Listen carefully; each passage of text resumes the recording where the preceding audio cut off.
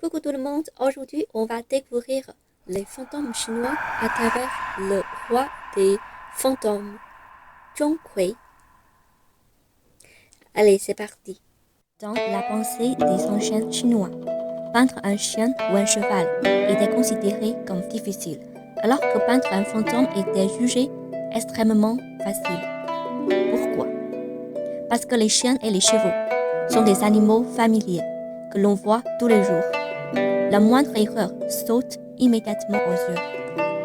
Mais les fantômes, eux, sont invisibles. Personne ne les a jamais vus. Cela rend leur représentation paradoxalement plus simple, puisque rien ne vient la contredire.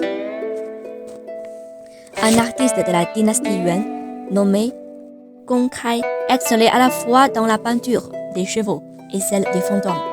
Parmi ses œuvres, les plus célèbres figurent une peinture légendaire intitulée La promenade au mont Zhongshan, Zhongshan Chuyou Tu. Dans ce rouleau, il met en scène Zhong Hui, le fameux chasseur de fantômes, accompagné de sa petite sœur, lors d'une sortie en litière. Zhong Hui y est représenté avec une tête de cochon, une barbe dense et longue, un chapeau d'officier et une robe officielle. Il tourne la tête pour voir sa sœur. Autour d'eux, des fantômes serviteurs à l'apparence étrange.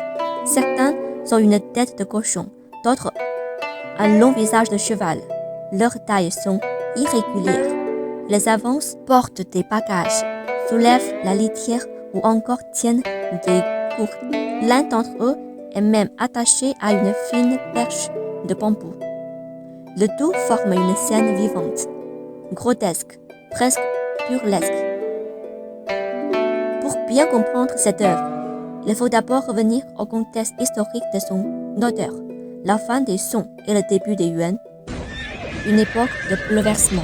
On remarque que de nombreux fantômes masculins sont torses nus, décharnés, les os saillants, les pieds nus, une image frappante qui les assimile à des fantômes affamés, symbole d'un désir inassouvi. Ces figures dénoncent de manière allégorique la cruauté de la classe dirigeante yuan, exploitant sans pitié le peuple. Quant aux fantômes féminins, elles portent des vêtements de l'époque et sont maquillées d'un trait noir, évoquant la pratique ancienne du tatouage punitif appliqué aux prisonniers. Ces marques pourraient représenter la honte des lettrés fidèles à la dynastie Song, forcés de se soumettre au nouveau régime. Regardez bien le front de cette servante fantôme. On y voit les caractères 80, ce qui signifie 80.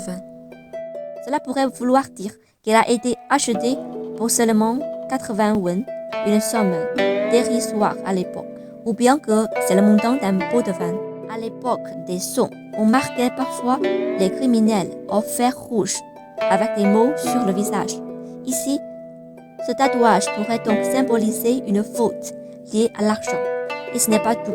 Sur sa robe, on voit aussi des motifs de pièces de monnaie, comme si son crime était inscrit sur elle, de la tête aux pieds.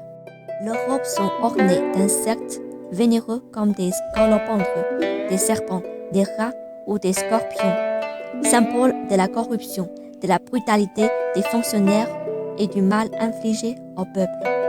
Le rat, en particulier, pourrait désigner les percepteurs d'impôts corrompus. Toute l'œuvre est ainsi une critique dégustée mais puissante du régime yuan, exprimée à travers l'imaginaire des fantômes. Mais qui est vraiment Zhong Hui? Zhong Hui est une figure légendaire de la culture chinoise, protecteur des foyers. Il est connu pour chasser les démons, punir les esprits malfaisants et rétablir l'ordre. Selon la légende, il était un brillant érudit qui, en raison de son apparence repoussante, fut injustement écarté du service impérial. Frustré, il mit fin à ses jours.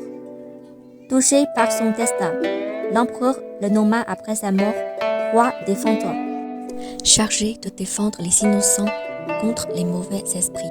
Au fil des siècles, Zhong Hui est devenu un personnage populaire, souvent accroché en peinture dans les maisons chinoises pour éloigner le mal. Mais sous le pinceau de Gong Kai, il n'est plus seulement un chasseur de démons, il devient un symbole de justice, un démon silencieux des abus du pouvoir et de la souffrance du peuple.